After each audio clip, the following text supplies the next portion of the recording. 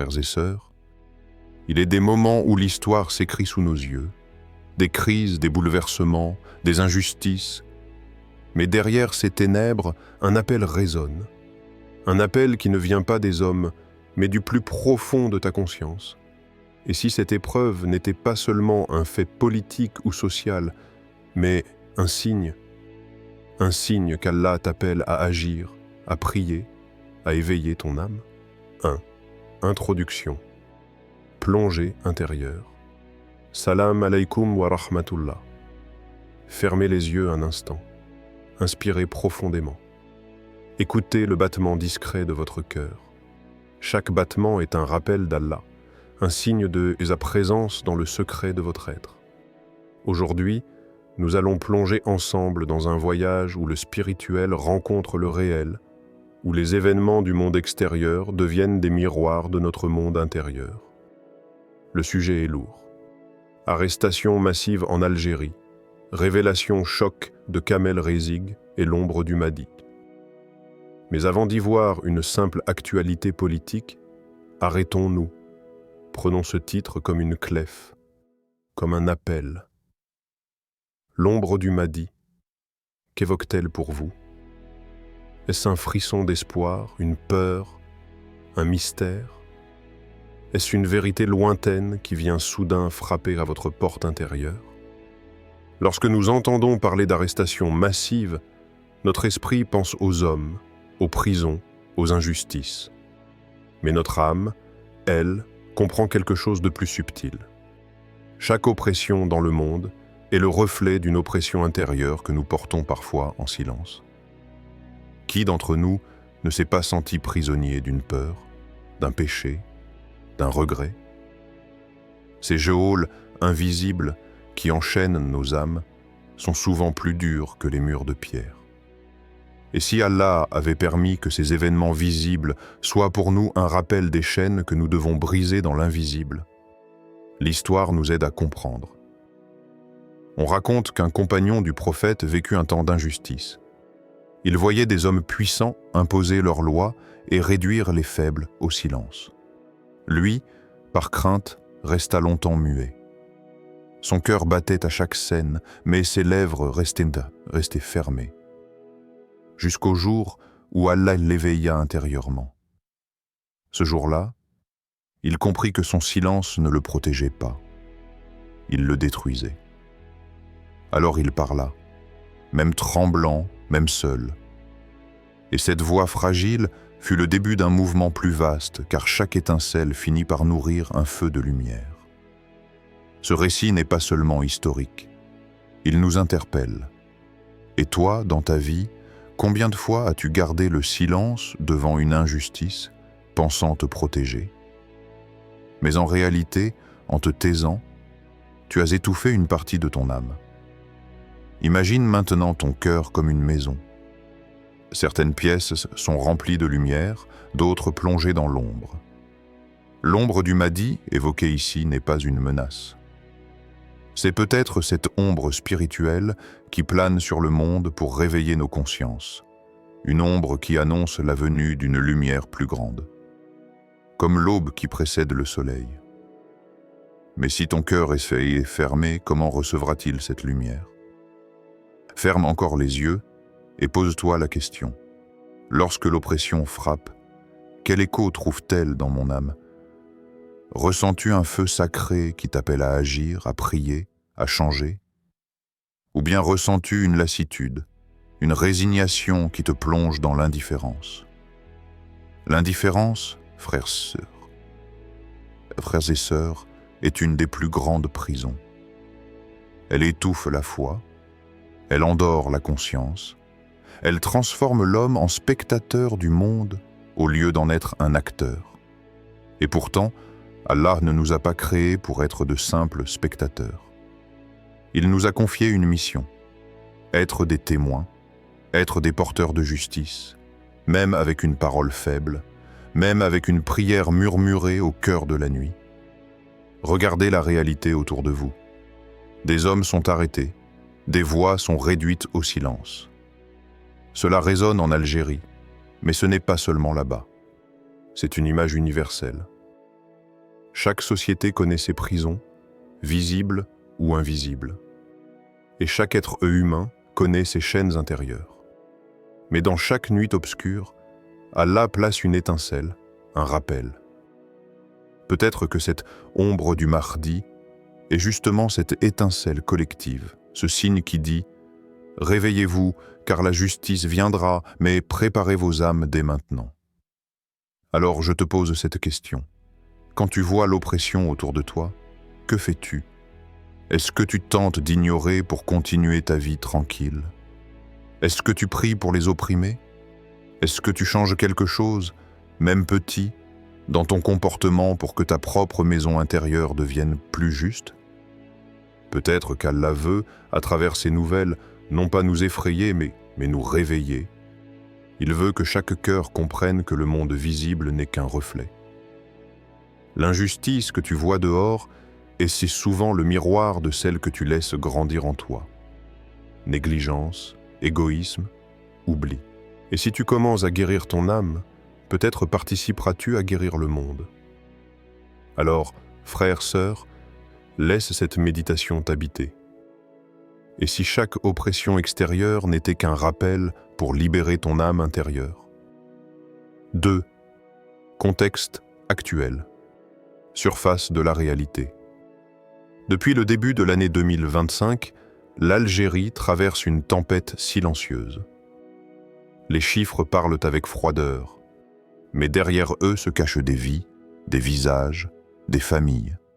109 arrestations, 47 gardes à vue, 37 placements en détention provisoire. Parmi ces noms, certains résonnent plus fort, comme celui de Boualem Sansal, écrivain et intellectuel connu. Mais derrière les grands noms, il y a aussi ceux que l'histoire oublie, ces jeunes anonymes, ces militants de quartier, ces journalistes locaux qui n'ont que leur plume et leur voix pour exister. Amnesty International se décrit cette vague comme une répression implacable. Les mots sont lourds, presque mécaniques. Pourtant, ils recouvrent une réalité qui étouffe. 23 militants ou journalistes arrêtés pour avoir simplement exprimé une opinion, pour avoir cliqué « partagé » sur un message, ou pour avoir soutenu un mouvement pacifique comme Manik Radi. Je ne suis pas satisfait. Ne pas être satisfait. Voilà le crime. Exprimer une frustration, une fatigue, un désaccord. Imaginez un instant, un pays, vaste, riche de ses traditions et de sa jeunesse, où la simple parole devient un danger. Imaginez un village où, peu à peu, les voix s'éteignent. D'abord, c'est un poète qui est réduit au silence, puis un journaliste qu'on n'entend plus, puis un étudiant, puis un voisin. Et chaque disparition de voix crée un vide sonore, un silence qui pèse. Ceux qui restent parlent moins fort, murmurent à peine, par peur d'être les prochains. Et pourtant, dans ce silence collectif, il se passe quelque chose.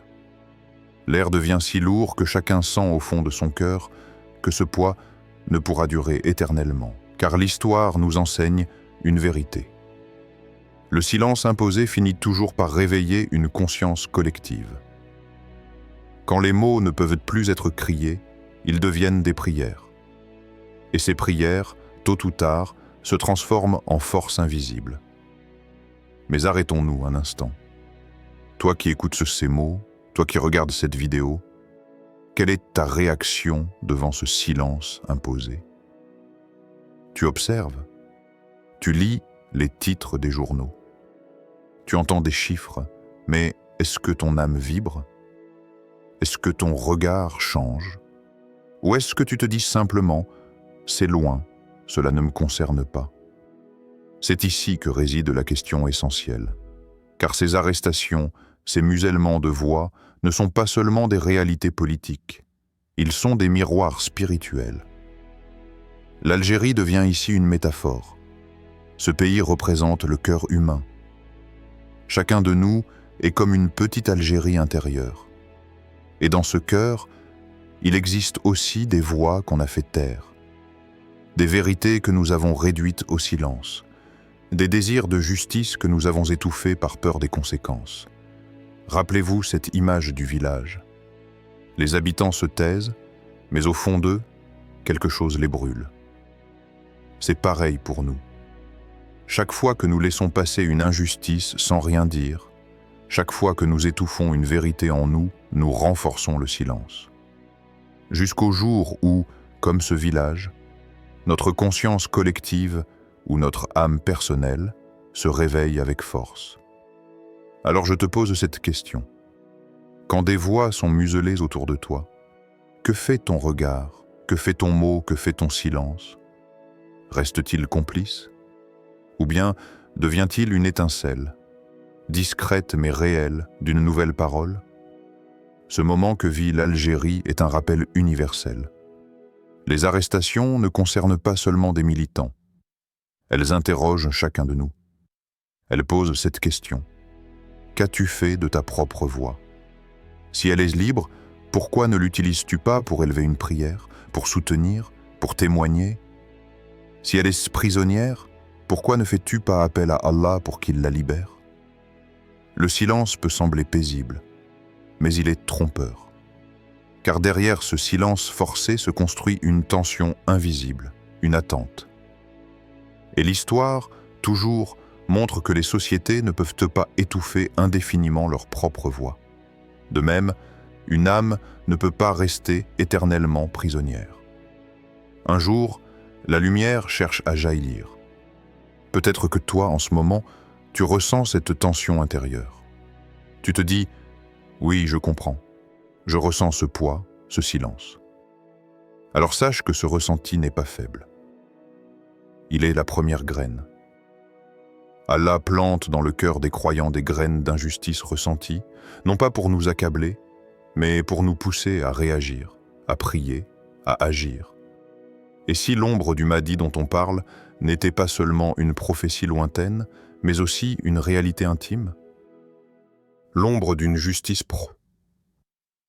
promise, qui plane déjà sur nous, qui attend seulement que nos cœurs se réveillent et refuse le silence. 3. Le rôle de Kamel Rezig.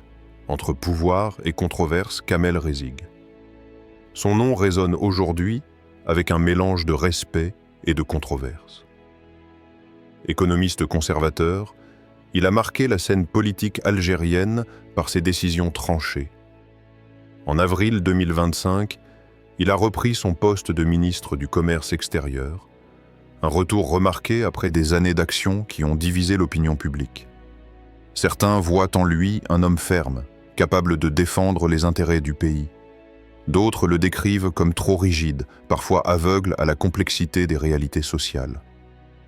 Ces mesures parlent d'elles-mêmes. On se souvient des saisies spectaculaires de marchandises jugées contraires aux valeurs religieuses, des interdictions rapides et sans compromis, et de ses prises de position durant la pandémie, parfois applaudies, parfois critiquées. Dans un pays où la tension sociale est déjà forte, ce type d'action ne peut laisser indifférent. Rezig est devenu un symbole, celui du pouvoir qui tranche sans toujours écouter mais qui prétend protéger. Et là, une question surgit. Qu'est-ce que le pouvoir? Est-il simplement la capacité d'imposer une décision ou bien la responsabilité d'éclairer les âmes par la sagesse? Pour comprendre, imaginons une scène allégorique. Devant nous, une grande porte. Massif battant de bois, ferrure solide, impressionnante et intimidante. Derrière cette porte se trouvent des trésors précieux, sécurité, justice, prospérité. Mais devant la porte se tient un gardien. Ce gardien doit décider qui peut entrer et qui doit rester dehors. Son rôle est crucial. Protéger, réguler, assurer l'équilibre. Mais une question fondamentale se pose. Ce gardien agit-il par peur ou par sagesse? Ferme-t-il la porte trop souvent par crainte d'une menace? Ou bien l'entrouvre-t-il avec discernement, en s'appuyant sur la miséricorde et la justice? Kamel Rezig, dans l'imaginaire collectif, ressemble parfois à ce gardien de porte. Son autorité lui permet de fermer ou d'ouvrir certains chemins. Mais chaque décision prise dans la peur construit un mur plus haut entre le peuple et ses dirigeants. Chaque décision prise dans la sagesse, au contraire, devient un pont, même fragile, qui relie les cœurs. La question devient alors plus intime. Lorsque nous-mêmes, dans nos vies, nous exerçons un pouvoir, petit ou grand, comment l'utilisons-nous? Car chacun, à son échelle, est un gardien de porte. Le père de famille qui choisit les valeurs transmises à ses enfants. L'enseignant qui ouvre ou ferme l'esprit de ses élèves. Le dirigeant qui signe une loi. L'ami qui conseille ou se tait. Le pouvoir ne se limite pas aux ministres. Il traverse nos existences comme une responsabilité. Mais qu'est-ce qu'un pouvoir guidé par Allah? C'est un pouvoir qui sait équilibrer justice et compassion. Le prophète disait « Le dirigeant est un berger, et chaque berger est responsable de son troupeau. Cela signifie que le pouvoir n'est pas un privilège, mais un fardeau sacré. Si le berger use de violence et de peur, son troupeau se disperse. S'il use de négligence, le troupeau s'égare. Mais s'il conjugue fermeté et miséricorde, alors il guide son peuple vers la sécurité. » Alors revenons à cette image de la porte. Chacun de nous, dans sa vie, a une porte intérieure. Une porte qui mène vers des décisions, des choix, des engagements. Lorsque tu tiens cette porte, comment l'utilises-tu? La fermes-tu sur la vérité, par peur des conséquences? L'ouvres-tu au mensonge, par facilité? Ou bien cherches-tu à l'aligner avec la lumière d'Allah, en choisissant le juste milieu? Le cas de Kamel Rezig nous enseigne que le pouvoir est toujours scruté, toujours jugé. Mais l'introspection nous rappelle que, plus encore que les ministres, c'est notre propre pouvoir personnel qui sera jugé par Allah le jour du compte. Quand tu avais l'occasion de faire preuve de justice, as-tu agi? Quand tu pouvais montrer de la miséricorde, l'as-tu donné? Quand tu pouvais protéger, as-tu protégé? Ainsi, cette figure politique ne doit pas seulement être analysée comme un acteur de l'actualité. Elle doit devenir un miroir, une parabole pour nos vies. Car au fond, le rôle de Kamel Rezig soulève une question universelle, intemporelle, spirituelle. Lorsque le pouvoir agit, est-il inspiré, éclairé par la sagesse ou consumé par la peur? Et toi, quelle porte choisis-tu d'entrouvrir ou de fermer dans ta vie? 4. L'ombre du Mahdi. Allégorie spirituelle. Il existe dans le cœur des croyants une attente silencieuse. Une attente qui ne se crie pas mais qui se vit comme une respiration intérieure. Le Mahdi. Celui qui, selon les traditions, surgira dans les temps de chaos, quand les injustices auront étouffé l'air. Quand les âmes chercheront désespérément une lueur. On ne le voit pas encore, mais son ombre plane déjà. Elle traverse les époques comme un souffle mystérieux. Elle ne fait pas de bruit, mais elle interroge les consciences. L'ombre du Mahdi n'est pas seulement un signe extérieur, un événement futur, elle est aussi une allégorie spirituelle. Elle nous rappelle que chaque croyant porte une responsabilité dans l'attente.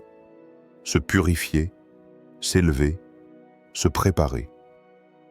Elle est comme une étoile voilée par des nuages, dont la lumière perce parfois les ténèbres, juste assez pour rappeler que le ciel n'a jamais cessé de briller, histoire mystique. Imagine une nuit lourde et profonde. Les hommes dorment, fatigués par leurs épreuves, certains découragés, d'autres résignés. Le monde semble noyé dans une obscurité sans fin. Mais soudain, une étrange fumée dorée s'élève au loin, douce et parfumée. Elle ne brûle pas, elle ne fait pas peur, elle apaise. Cette fumée n'est pas de ce monde. Elle transporte une lumière fluide, presque liquide, qui coule dans l'air et vient frôler les visages endormis. Un vieil homme, le cœur brisé par les injustices qu'il a vues toute sa vie, ouvre les yeux. il respire ce parfum. Et soudain, il ressent une force qu'il croyait perdue. Une mère, épuisée par les douleurs de ce monde, serre son enfant et sent son cœur s'alléger.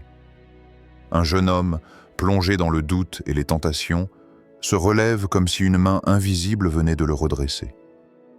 Cette fumée dorée est une promesse.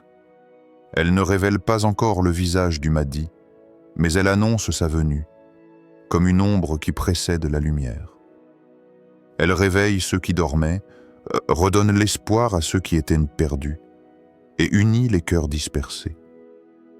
Elle murmure « Levez-vous, levez-vous avant qu'il ne vienne, car celui qui attend la justice doit déjà marcher dans ses pas. » Et voilà que cette ombre n'est plus seulement une attente extérieure, elle devient intérieure.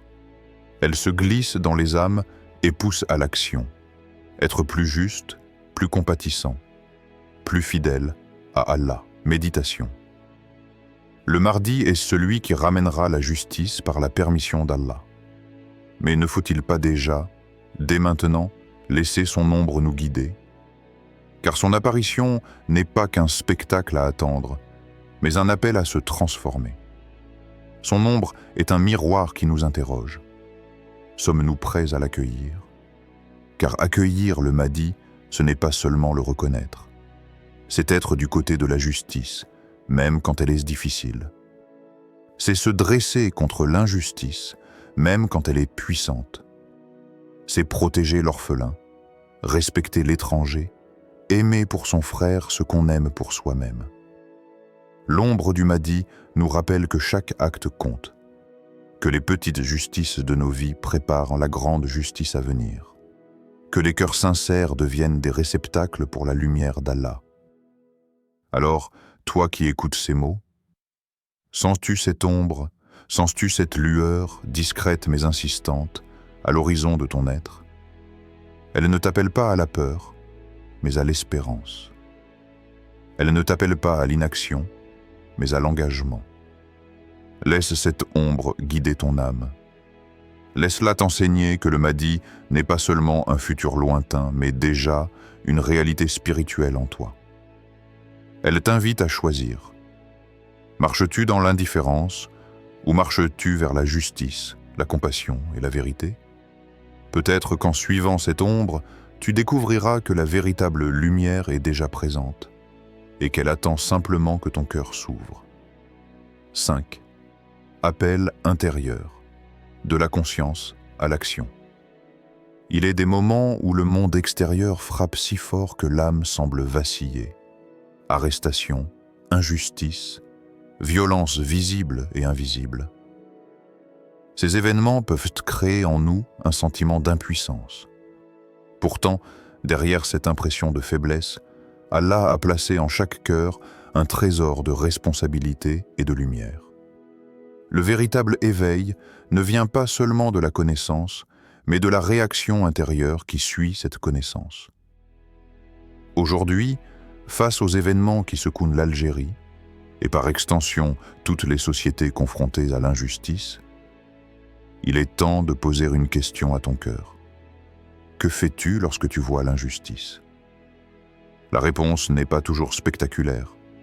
Parfois, elle se cache dans la plus simple des actions. Une prière sincère, un mot de soutien, un acte de compassion.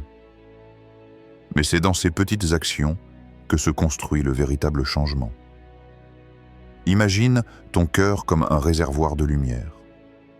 Chaque acte juste, chaque pensée élevée, chaque mot compatissant vient remplir ce réservoir. Quand le monde semble assombri, il est facile de penser que tes actions sont insignifiantes.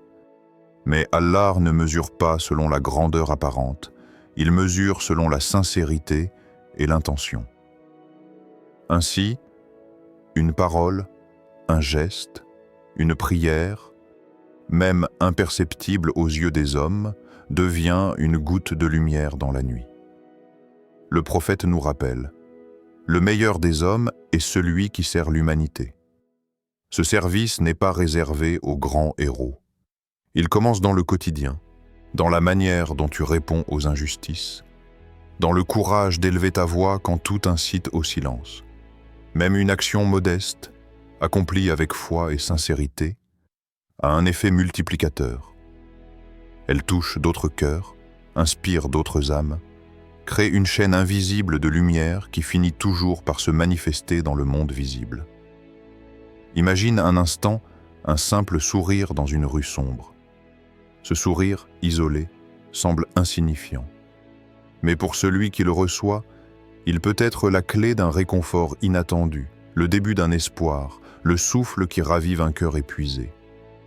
De la même manière, tes mots, tes prières, ton soutien discret peuvent devenir les premières pierres d'une justice nouvelle. Chaque acte juste, même minime, contribue à briser l'ombre autour de nous. Nous vivons à une époque où l'indifférence semble normale, où les cœurs s'endurcissent et les consciences s'endorment. Pourtant, Allah ne laisse jamais le croyant sans rappel. Chaque événement, même troublant, est une invitation à l'action, un appel à réveiller la conscience. La foi ne doit pas se limiter à la prière formelle.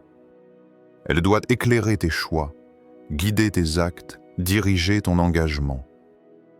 L'appel intérieur est ce souffle qui te pousse à agir malgré la peur, à parler malgré le silence ambiant, à soutenir malgré les risques. Alors, pose-toi cette question sincèrement. Aujourd'hui, que vas-tu faire? Vas-tu rester spectateur ou seras-tu acteur de lumière? Peut-être que ton action sera simple. Écrire une prière pour ceux qui sont opprimés, envoyer un mot de soutien à une voix muselée, partager une vérité ignorée. Peut-être qu'elle sera visible. Te lever pour dénoncer une injustice, protéger quelqu'un dans le besoin, initier un projet qui répare un peu de ce monde troublé. N'oublie pas que même la plus petite action compte. Comme un miroir reflétant un sourire, chaque geste lumineux peut se propager et transformer ce qui semble être un océan de ténèbres. Et ce miroir n'est pas seulement pour les autres. Il te reflète toi-même. Il te rappelle que l'âme humaine est faite pour la justice, pour la compassion, pour la miséricorde. Et que même face à la peur et à l'oppression, il y a toujours un espace pour agir, toujours un espace pour être lumière. Le monde extérieur, avec ses arrestations et ses injustices, est un écho du monde intérieur. Et l'action commence toujours à l'intérieur. Demande à Allah de réveiller ta responsabilité, de te guider dans tes choix, d'inspirer tes paroles et tes actes. Ne te laisse pas anesthésier par l'indifférence. Ne laisse pas la peur fermer ton cœur, car chaque cœur éveillé est une semence de lumière qui finira par transformer le monde. Alors, que choisiras-tu aujourd'hui? Appelleras-tu à la justice? Soutiendras-tu une voix? Écriras-tu une prière? Ou laisseras-tu l'indifférence t'étouffer? Rappelle-toi.